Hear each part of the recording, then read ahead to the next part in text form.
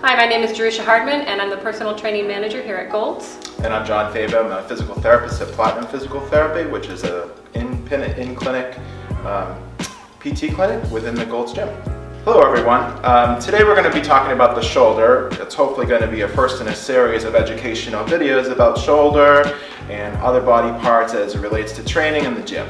So today we're going to start our lecture and our online video with anatomy. So anatomy is really important for the shoulder. It's a very unstable joint, really supported by a lot of musculature and good posture. So what we're going to do is we first had Jerusha volunteer. We're going to draw on her and go over some of the anatomy.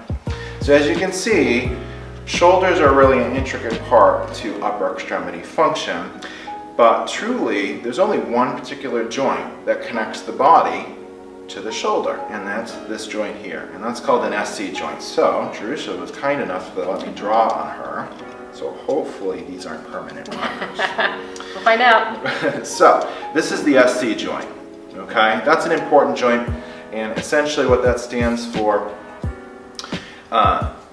is a big component of the clavicle. Let's draw right up here.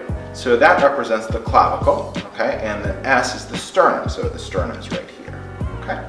So that's the only true attachment. So how does it get to move? Well, it's really a function of strength. Strength and posture being both kind of playing off each other.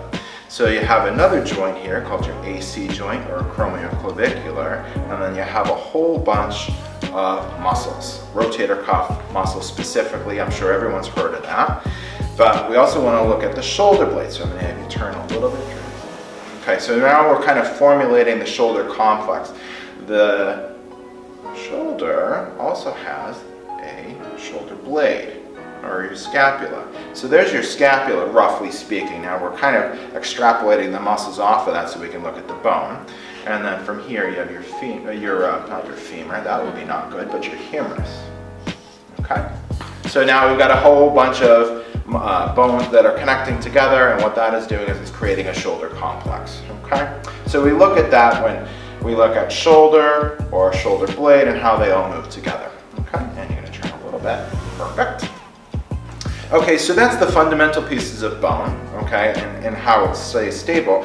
But the shoulder's a very unstable joint. If you look at the hip and the shoulder, they're both a ball and socket type of joints. So what that means is as the ball moves, it rolls in and out of the socket in 3 degrees of freedom. Why is that important? Well, in the shoulder specifically, what we're trying to do is get a lot of mobility, okay? So if your shoulder strength is really good, the shoulder can function really easily. Okay?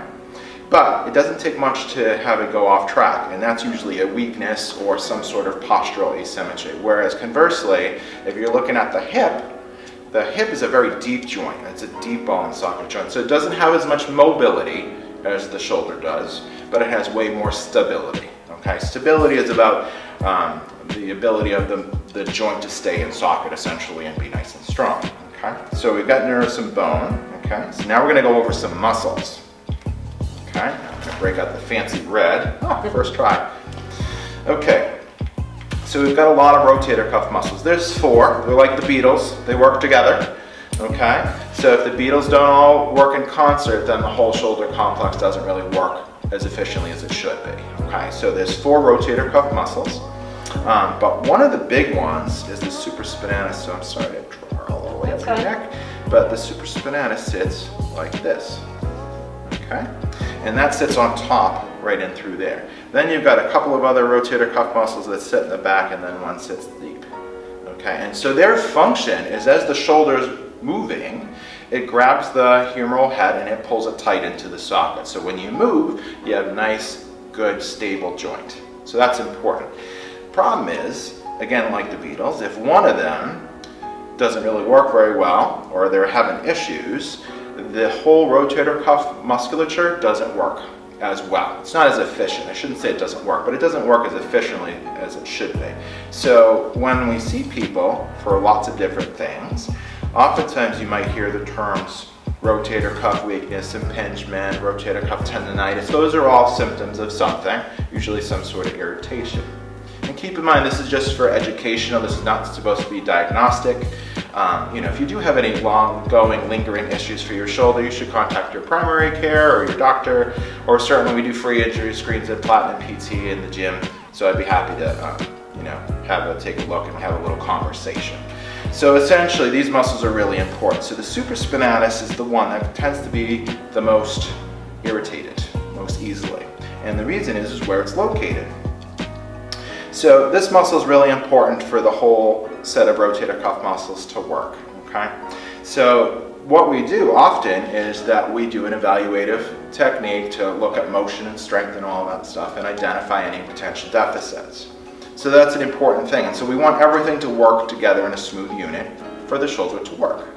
The other component, can you turn a little bit? So we have nice marks on all over Jerusha, right? So really now what we're looking at, that's rotator cuff basic, okay? And so now we've got a lot of postural muscles. So I'm gonna just pull this back a smidge. So we've got a lot of rotator cuff muscles that we've just talked about, but now we're gonna talk about postural support or scapular support muscles. And so you might hear the terms like middle trap and rhomboids and lower traps, and they're all over here. Now the upper traps are big muscles that sit here, and they go down here, and they're triangle shaped. Like this. She's gonna love trying to get the permanent marker off, don't you? So that's upper trap. This is middle trap and lower trap, and then the rhomboids sit down here. Okay? So essentially what we're trying to do, as you can see, if these muscles are really weak, her shoulder potentially could roll forward. And in the day and ages that we're all working at home and doing all these weird things to try and make shift offices, our posture can suffer. We get something what I like to call tech neck. So you're on computers, you're bent forward, a lot of weakness can develop here because you're bent forward in prolonged positions and maybe not the most ergonomic type of position or chair, and this can get weak and this can put stress on your back and so on. So we look at your posture and your shoulder blade strength as well as the rotator cuff, and they all have to work together. That's kind of basic anatomy that we look at and what would make up the shoulder. So again, not for diagnostic, but just to know there's a lot more involved than just rotator cuff muscles. Okay? So that concludes part 1.